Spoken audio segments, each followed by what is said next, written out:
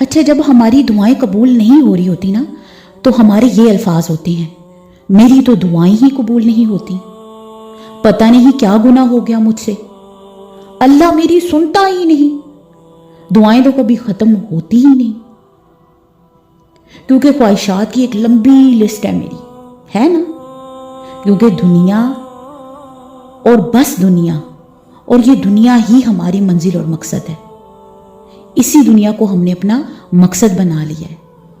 تو بہنوں، دعائیں تو سبھی سنی جاتی ہیں لیکن قبول سب نہیں ہوتی، کیونکہ اللہ رب العزت کا بھی قبولیت کا انداز سمجھیے اس کی قبولیت کا انداز۔ ہم پورے زور و شور سے مانگنے پر لگ جاتی ہیں، اللہ یہ کر دے، یہ دے دے، یہ ہو جائے میرے اللہ، جبکہ ہمارے اپنے بہت سے گناہ اور بہت سی خطائیں ایسی ہوتی ہیں جو اللہ کو ناراض کر دیتی ہیں، اور ہم اپنی ڈیمانڈ کرتی رہتی ہیں، جبکہ وہ گناہ ہماری رکاوٹ کا سبب بنے ہوتے ہیں، اور جن کی وجہ سے اللہ سنتا ہے پر مانتا نہیں ہے۔ اسی لیے جب بھی کوئی مسئلہ ہو، کوئی بھی حاجت ہو، مانگنا صرف کس سے ہے؟ صرف اللہ سے ہی مانگنا ہے ہم نے۔ پہلے سچے دل سے توبہ کیجیے، رو لیجیے یا رونے والی شکل بنا لیجیے اور اپنے گناہوں کا اقرار کیجیے۔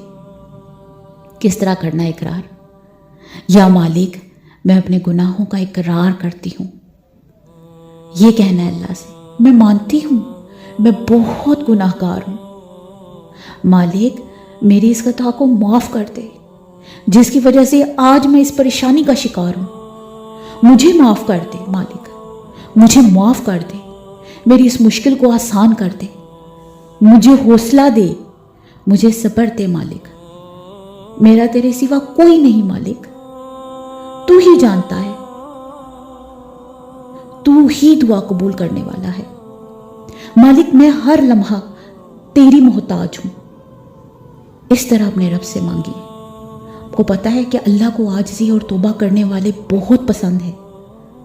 خطا کار تو ہم ہر وقت کے ہیں،